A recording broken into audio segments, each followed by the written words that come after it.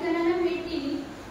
यामध्ये 55 जण मुलं महानगरपालिकेची आणि बाकीचे शिक्षक व अधिकारी मिळून 75 जण होती आणि आम्ही यामध्ये बेंगळुरूला भेट दिली, पंडित जवाहरलाल नेहरू प्लॅनेटोरियम, त्याचबरोबर व्यंकटेश्वर संग्रहालय, रोमियो हेनरीचं लाईव्ह रॉकेट लॉन्चिंग बघितलेलं, त्याबरोबर जी आपली इस्रो संस्था आहे तिचं कामकाज कसं चालतं व तिथे कोणकोणती स्पेस रिकव्हरी कॅप्सूल व रोवर ठेवलेले आहेत त्यांचं मार्गदर्शन आम्हाला लाभलं आणि माझा हा इस्रोचा दौरा खूप छान झाला आणि मला आता नासाचा दौरा करायचा आहे उद्यापासून। त्यासाठी तुम्ही मला सर्वांनी शुभेच्छा दिल्यात त्याबद्दल मी तुम्हा सर्व मुलांचे आभार मानते व शिक्षकांचेही। मी एवढं बोलून मी माझे 2 शब्द थांबवते। जी भारताची त्या अंतराळ संशोधन संस्थेला भेट देण्यासाठी माझी निवड झाली आणि ही परीक्षा सोपी नसते, कारण मराठी शाळांमध्ये जिल्हा परिषदेच्या शाळांमध्ये ही परीक्षा घेण्यात आली होती। तुमच्यामध्ये काही जण असे सुद्धा असतील की ज्यांनी ही परीक्षा दिली 5वी पासून आणि ह्या परीक्षेचं सारं श्रेय जिल्हा परिषद व माननीय आपल्या महाराष्ट्र राज्याचे उद्योगमंत्री तथा पालकमंत्री आदरणीय उदयजी सामंत यांच्या प्रेरणेतून ही परीक्षा सुरू झाली। म्हणजे महाराष्ट्र शासनाने गगनभरारी हा उपक्रम राबवला होता 2022 पासून। जाणू विज्ञान शिकवू विज्ञान ही 5वी ते 7वीच्या विद्यार्थ्यांची परीक्षा घेतली आणि यातून 20,000 विद्यार्थ्यांच्या सहभागातून फक्त 22 विद्यार्थी नासासाठी निवडले। नासामध्ये म्हणजे यामध्ये 3 स्तर होते, केंद्र स्तर, तालुका स्तर आणि जिल्हा स्तर। केंद्रामध्ये 100 मार्काला प्रश्न तर तालुक्याला 20 मार्काचा निबंध आणि 100 मार्क 80 मार्काचे प्रश्न आणि पुढे जिल्ह्यातून लेखी प्रात्यक्षिक व तोंडी प्रयोग असे एकूण 100 गुण असे करत या 3 स्तरावर परीक्षा घेतली जाते आणि या 3 स्तरामध्ये पण केंद्रातून, तालुक्यातून आणि जिल्ह्यातून पण माझा पहिला नंबर होता आणि फक्त जिल्ह्याच्या यादीत तेवढा 2रा नंबर होता आणि याचा श्रेय सारा आता तेंडुलकर सर, तेंडुलकर मॅडम, माझे सर्व वर्ग शिक्षक, त्याबरोबर माझी आई, माझं कुटुंब, त्याबरोबर अनेक शिक्षक यांचं मार्गदर्शन लाभलं आणि जेव्हा मला शेवटची म्हणजे तालुक्याला निवड झाल्यानंतर जो जिल्ह्याचा टप्पा होता तेव्हा मला प्रयोग आणि प्रात्यक्षिक शिकायचं होतं आणि यातूनच पुढे अशी ही गोष्ट आहे। नंतर तुझी अमेरिकेतल्या नासा या अंतराळ संशोधन संस्थेसाठी तुझी निवड झालेली आहे। मराठा मंदिर प्रशालेची तू विद्यार्थिनी आहेस। त्यावेळेस सर्वप्रथम आमच्या प्रशालेचे सन्मानित प्राचार्य करे सर, विज्ञान शिक्षिका चव्हाण मॅडम, वरिष्ठ शिक्षक दिलीप पालकर सर आणि तुझे पालक यांच्या सगळ्यांच्या वतीनं मी तुझं पहिले वैज्ञानिक म्हणून तुझी निवड झाली, ते तर तू जाणार आहे, ते सगळं बघणार आहेस। त्यामुळे आमच्या शुभेच्छा तर आहेत, पण त्यानिमित्तानं तुझ्याशी थोडंसं हितगुज आम्हाला करावंसं वाटतं आणि म्हणून हा या ठिकाणी शब्द प्रपंच आहे। सर्वप्रथम मी तुझं मनापासून अभिनंदन करतो। मला एक सांग की बाल वैज्ञानिक म्हणून तुझी जी निवड झाली ही बातमी ऐकल्यानंतर तुझी पहिली प्रतिक्रिया काय होती? म्हणजे मला काही असं वाटत नव्हतं। म्हणजे काही जण असतात की ज्यांना असं यश आलं की हुरळून जातात, पण माझं तसं नव्हतं। आपले पाय हे जमिनीवरच होते आणि मला फक्त एक यश गाठायचं होतं, ते म्हणजे नासा इस्रो। 2022 पासून ही परीक्षा घेण्यात आली, म्हणजे जिल्हा परिषदेने गगनभरारी हा उपक्रम राबवलेला। म्हणजे 5 ते 7च्या मुलांची म्हणजे मराठी शाळेतील जाणू विज्ञान व शिकवू विज्ञान ही परीक्षा घेतली आणि यामधून 20,000 विद्यार्थ्यांच्या सहभागातून 22 विद्यार्थी फक्त नासासाठी निवडले जातात आणि यामध्ये देवाच्या साक्षीने म्हणावं की काय असं मला वाटतं। माझी निवड झाली आणि मला खूप आनंद झाला की माझ्या घरच्यांनाही आनंद झाला, माझ्या शिक्षकांनाही, कारण मला 5वीत सुद्धा मी ही परीक्षा दिलेली, 6वीत आणि 7वीत, पण 7वीत मला हे यश आलं आणि यामध्ये सगळ्यांचा हारीचा वाटा आहे, माझ्या आईचा, माझ्या घराचा, कुटुंबाचा, अर्थात तेंडुलकर सर व तेंडुलकर मॅडम व सर्व शिक्षक, त्याबरोबर जी मुलं म्हणजे आमच्या वर्गातील मुलं, शाळेतील मुलं यांनी मला प्रोत्साहन दिलं व मला प्रत्येक ह्याच्यामध्ये मला सांगित राहिले की तू बाल वैज्ञानिक म्हणजे आपल्याला कसंही आकाशाकडे पाहण्याचं कुतूहल असतं आणि ते कुतूहल मला होतं कारण 7वी मध्ये मृग नक्षत्र नक्षत्रांचा अभ्यास आहे शेवटचा पाठ तारखांच्या दुनियेत आणि त्यामध्ये मला चुकून सरांनी विचारलेलं की तुझी रास कोणती आणि मी तेव्हा म्हणाले की माझी रास वृषभ आहे आणि तेव्हा गोले सर आले म्हणजे तेव्हा माझा नुकताच अभ्यास चालत होता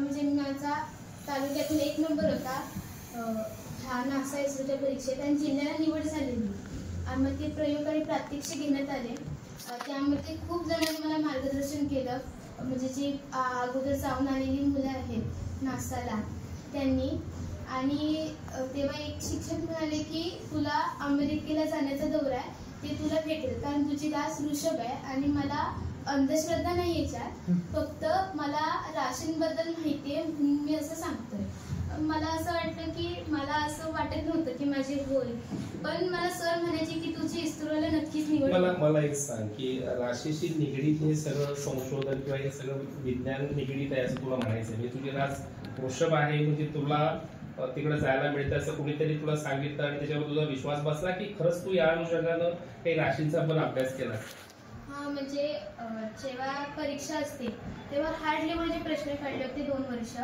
म्हणजे 8वीचे पण होते कारण हॅलेचा धूमकेतू किती वर्षांनी दिसणार आहे हे पुस्तकाबाहेरचे प्रश्न होते आणि यामध्ये राशींविषयी पण होते मग त्यामुळे आम्हाला 5 ते 7ची जी सामान्य विज्ञानची पुस्तक आहे त्याच्यावर जोर दिला आम्ही म्हणजे अभ्यास केलेला काही मुलं होती तशी म्हणजे आता निवड झालेली की ज्यांनी 5वी पासूनच अभ्यास केलेला आहे त्यामध्ये काही जण शिक्षकांची पण मुलं आहेत बरं तर या राशीचा आणि गणिताचा काही संबंध आहे याबद्दल काय सांगशील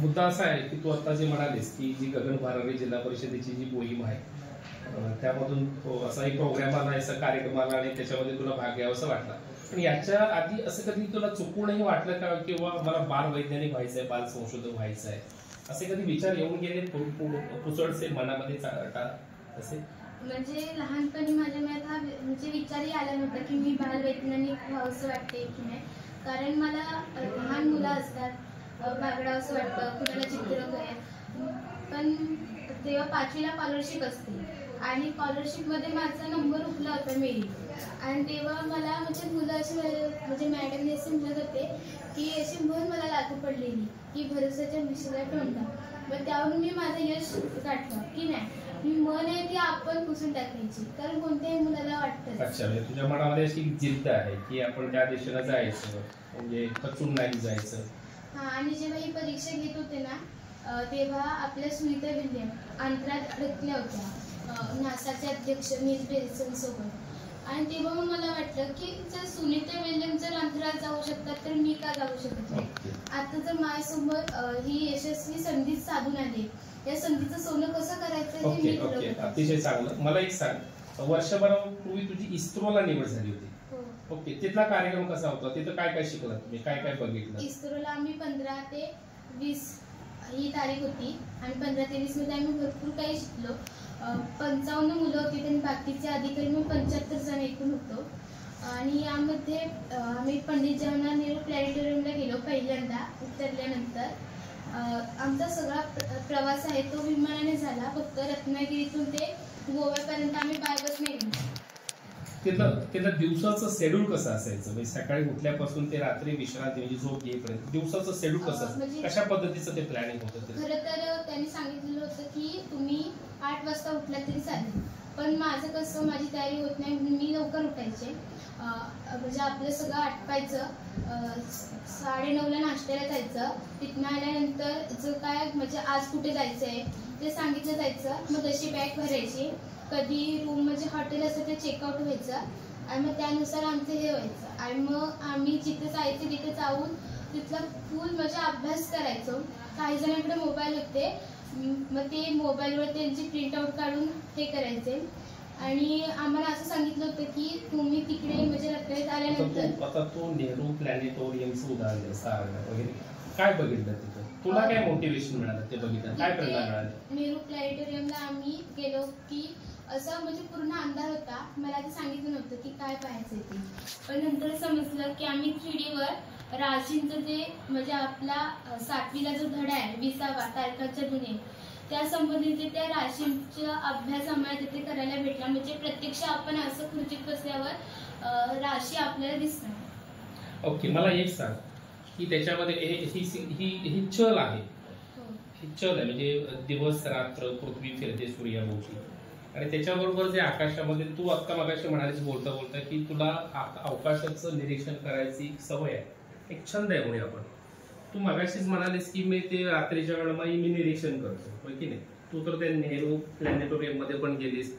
ह्या चल बरोबर पृथ्वी जशी फिरते ते आकाशातले तारे सुद्धा आपले स्थान बदलतात. हे कधी निरीक्षण केलंस? त्याच्यावरून तुझं काय निरीक्षण आहे किंवा त्याच्याबद्दल काय तुला माहिती आहे? कारण आम्ही आता आमची मराठी शाळा 5:30ला सुटते आणि एकदा म्हणजे मित्रांच्या ह्याच्यात भांडणं लागलेली आणि त्याच्यात चुकून माझा हात म्हणजे त्याचा हात म्हणजे गालावर लागलेला आणि तेव्हा आम्ही बघितलेलं की बुधतारा नाही शुक्रतारा म्हणजे चमचम जरासा लुकलुकत होता आणि तो पश्चिमेला होता. सूर्यास्त झालेला होता आणि तो पश्चिमेला दिसत होता. आणि हे आम्ही जाऊन मॅडमला सांगितलं. मग मॅडम म्हणाल्या की तुमचं निरीक्षण खूप चांगलं आहे खरं. आणि मॅडम म्हणाल्या की तो खरोखर शुक्रतारा होता कारण सूर्यास्तानंतर पश्चिमेकडे शुक्रतारा दिसतो आणि सूर्योदयाच्या अगोदर पूर्वे दिशेला दिसतो. सूर्योदयाच्या अगोदर तो पूर्वेला दिसतो. ओके, आता तुझी नासाला निवड झाली, त्याचा प्रोग्राम कसा आहे? नासाला आता आम्ही उद्या म्हणजे 30 तारखेला 7:30 वाजता निघणार इथून आणि रत्नागिरी जमणार. रत्नागिरीतून बाकीची जी मुलं आहेत चिपळूण गुहागरची त्यांना घेऊन मग आम्ही मुंबईला जाणार, मुंबईच्या एअरपोर्टवर. आणि तिथून मग आम्ही नायगरा, पहिला आम्हाला अमेरिकेत नायगरा हे ठिकाण पाहायचं आहे. तिथला धबधबा म्हणजे जगातील अरुंद धबधबा आहे, त्याला आम्ही भेट देणार आहे. त्याच्यानंतर लॉस एंजलिस, युनिव्हर्सल स्टुडिओ आणि हॉलिवूड स्टुडिओ म्हणजे चित्रपट निर्मिती आणि त्यानंतर मग लास वेगास आणि ऑर्लँडो केनेडी स्पेस सेंटर नासाचं अशा मी विविध ठिकाणी पाहणार आहे. ओके, अमेरिकेतली सगळी तुला ठिकाणं ही तोंडपाठ आहेत माहिती, ही खूप जमेची गोष्ट आहे अतिशय, ज्याचा उच्चारही सर्वसामान्य विद्यार्थ्यांना करता येत नाही. अतिशय आनंदाची समाधानाची गोष्ट आहे. दुसरं एक मला सांग, आता तू अमेरिकेला जाणार आहेस, आत्ताच्या काही ठिकाणाचा तू उल्लेख केलास की ज्या ठिकाणाचा उच्चारही काही जणांना जमत नाही, हे पर्यटन म्हणून बघतेस की त्या ठिकाणी एक शोधक नजरेतून बघतेस? काय वाटतं तुला? तुझी प्रामाणिक प्रतिक्रिया काय याबद्दल?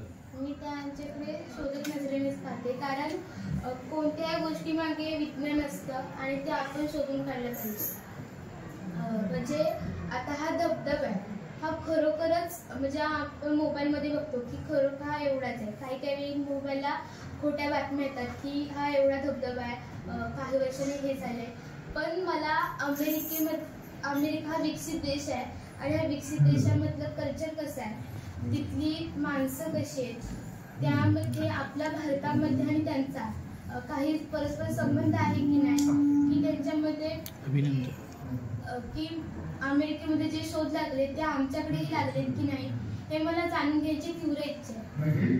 खूप खूप तुझं अभिनंदन, खूप खूप अभिनंदन. हा फक्त पर्यटन होणार नाही तर त्या ठिकाणी तू नासाला भेट दे, तिथं सगळं नवं बघून ये, आमच्या विद्यार्थ्यांना नंतर मार्गदर्शन कर.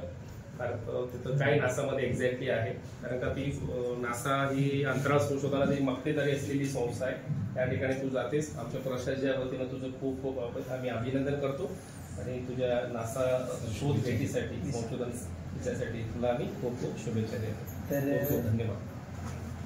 तुझी नासा या अमेरिकेतील संस्थेमध्ये बालवैज्ञानिक म्हणून निवड झाली त्याबद्दल माझ्या संस्थेचे पदाधिकारी अध्यक्ष योगेश पवार साहेब आणि सचिव साळवी साहेबांना कळवल्यानंतर त्यांनी अतिशय त्यांना आनंद झाला आणि मला माझ्या मातृसंस्थेनं सांगितले की तिचा यथोचित सत्कार करून तिला शुभेच्छा द्या. आणि त्याप्रमाणे जो संस्थेचा मला आदेश आहे तसं मी तुझा आज पुष्पगुच्छ देऊन सत्कार करतोय आणि तुला शुभेच्छा देतोय.